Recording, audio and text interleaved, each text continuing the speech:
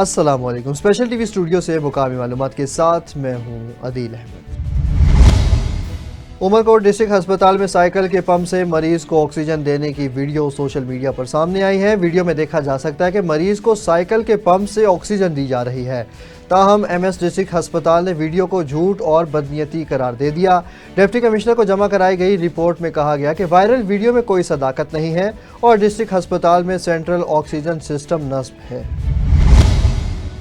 راولپنڈی میں سابق وفاقی وزیر اور سربراہ عوامی مسلم لیگ شیخ رشید نے کہا کہ ہم پر بہت ظلم کیا جا رہا ہے۔ زادِ راشد گدی عدالت راولپنڈی میں پیشی کے موقع پر میڈیا سے گفتگو کرتے ہوئے شیخ رشید نے کہا کہ ہم پر 14 کیس ہیں، بہت ظلم کیا جا رہا ہے۔ انہوں نے کہا کہ قوم سے خوف ختم ہو چکا، ہم نے 40 دن کا چلہ کاٹا، صحت اب تک ٹھیک نہیں، شکر ہے انتظار پنجوتھا واپس آ گئے، کہانی بنانے والوں کو داد دیتا ہوں۔ سپریم کورٹ کے جسٹس منور علی شاہ نے ایک کیس کی سماعت کے دوران ریمارکس دیے کہ سارے مقدمات آئینی بینچز میں لے کر نہ جائیں، کچھ مقدمات ہمارے پاس بھی رہنے دیں۔ سوئی ناردرن گیس کی جانب سے اوور بلنگ سے متعلق کیس کی سماعت جسٹس منصور علی شاہ اور جسٹس عقیل عباسی پر مشتمل 2 رکنی بینچ نے کی۔ لاہور ایجوکیشن کمپلیکس میں گرینڈ ٹیچرز الائنس کے تحت سینکڑوں اساتذہ نے تعلیمی اداروں کی نجی management, T N A test, leave encashment اور ایس ایس ایز کی مستقلی کے لیے احتجاج کیا۔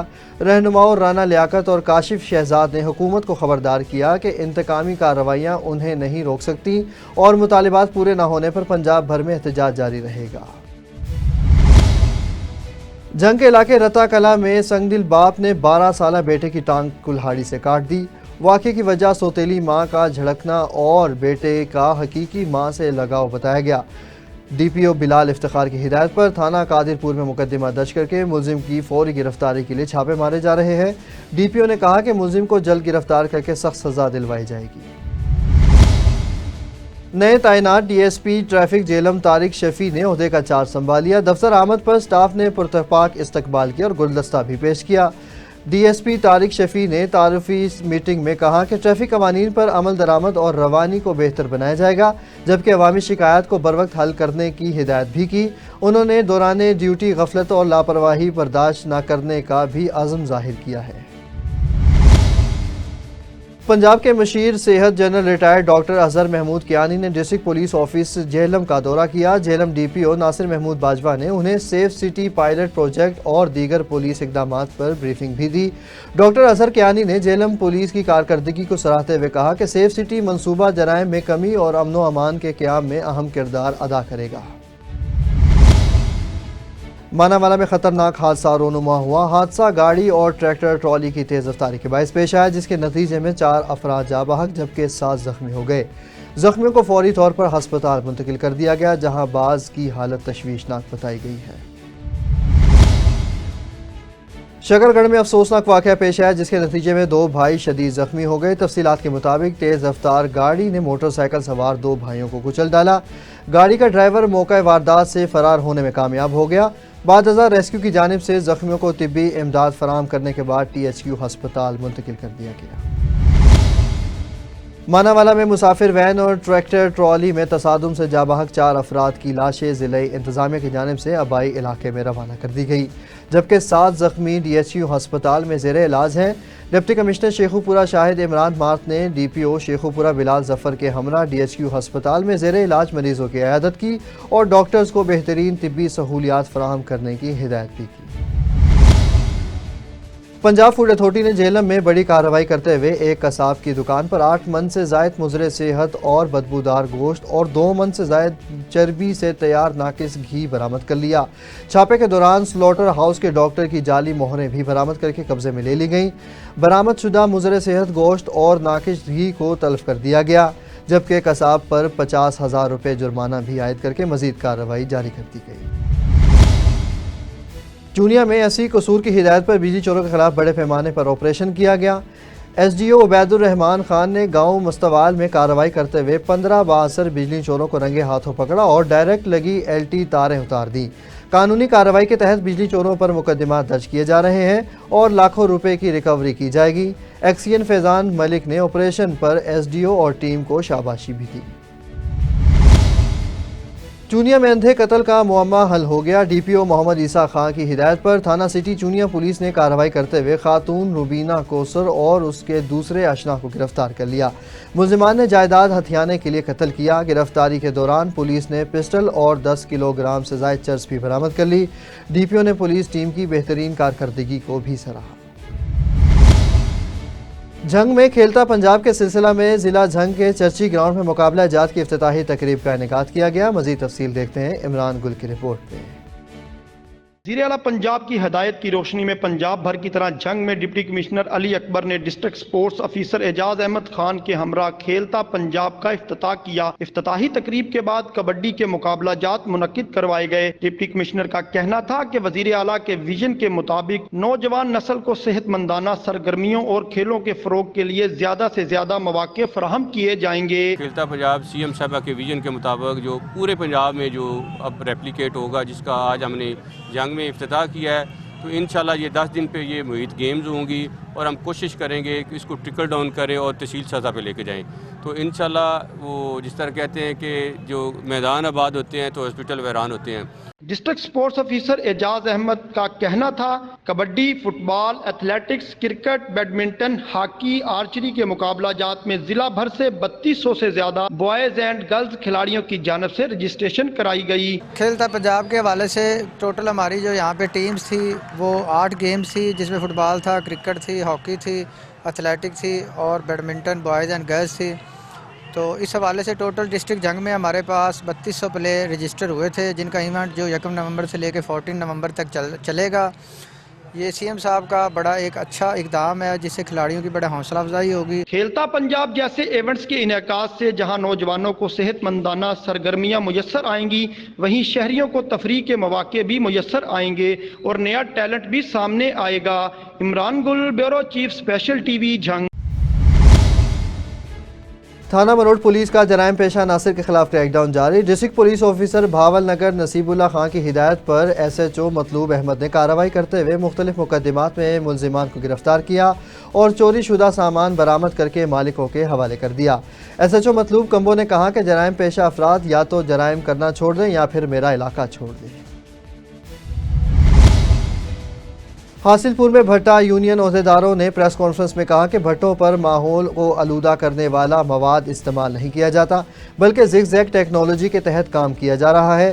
چیئرمین ڈاکٹر اعجاز احمد اور صدر شہباز احمد چیمہ نے کہا کہ چند افراد بلا وجہ بھٹا مالکان کو بدنام کر رہے ہیں، جبکہ حکومت پنجاب کی پالیسی پر مکمل عمل درآمد کیا جا رہا ہے۔ زگ زیگ ٹیکنالوجی سے انحراف کرنے والے بھٹا مالکان کے خلاف کارروائی پر انہیں کوئی اعتراض نہیں۔ ڈینا میں تھانہ سوہاوا میں پولیس کی کارروائی، ڈکیتی اور نقب زنی میں ملوث 3 رکنی ڈکیت گینگ کو گرفتار کر لیا گیا۔ ملزمان سے 18 لاکھ نقدی، 22 تولے طلائی زیورات، وارداتوں میں استعمال ہونے والی گاڑی اور غیر قانونی اسلحہ برآمد کر لیا گیا۔ جنگ میں اشتہاری ملزم کو گرفتار کر لیا گیا۔ تھانہ سٹی پولیس نے چھاپہ مارا۔ ملزم نے گرفتاری سے بچنے کے لیے نالے میں چھلانگ لگا دی، مگر پولیس نے ریسکیو کی مدد سے اسے پکڑ لیا۔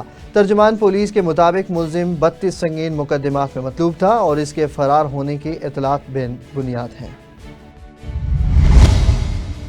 جھیلم میں جی ٹی روڈ پر 2 موٹر سائیکلوں کے تصادم میں 2 بچوں سمیت 3 افراد زخمی ہو گئے۔ ریسکیو ذرائع کے مطابق زخمیوں کو ڈی ایچ کیو ہسپتال منتقل کر دیا گیا۔